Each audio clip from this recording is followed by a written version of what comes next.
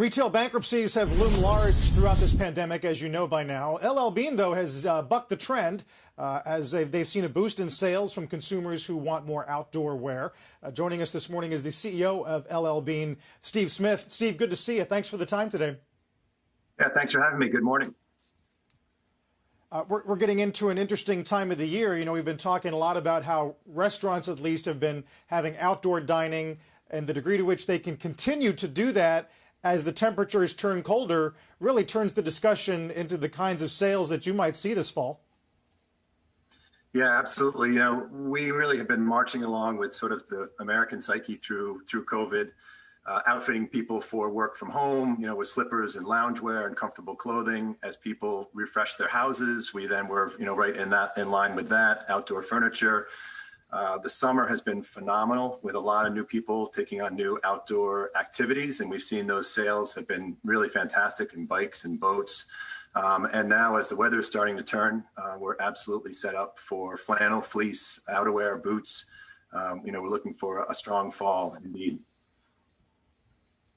So have you gone in, are you going into the fall season or back to school or holiday with a different inventory strategy than in years past? We are indeed. And I think with all retailers, you know, when we hit March and April, we were really focused on liquidity and making sure that our balance sheet and our P&L was strong. And so like others, we cut a fair amount of inventory, about 20% of our annual receipts. We have since been chasing to get back into inventory. We've been very strategic as we've learned what people are buying through the spring and summer. And bringing those inventories back. So we feel like we're in a good position as we're coming into fall and holiday season.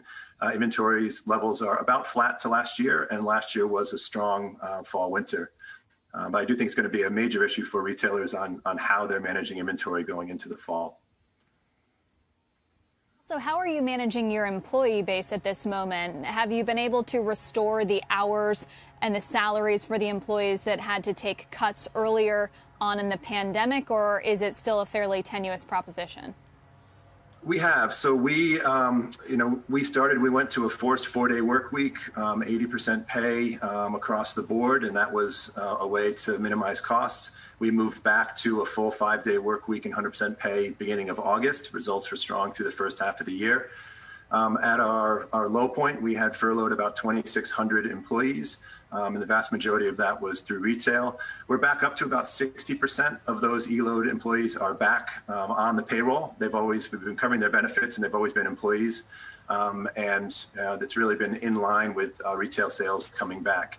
Our fulfillment center employees, our manufacturing employees, and retail employees have been absolutely phenomenal through the pandemic. And our number one focus has been keeping them safe and their health and wellness really the focus.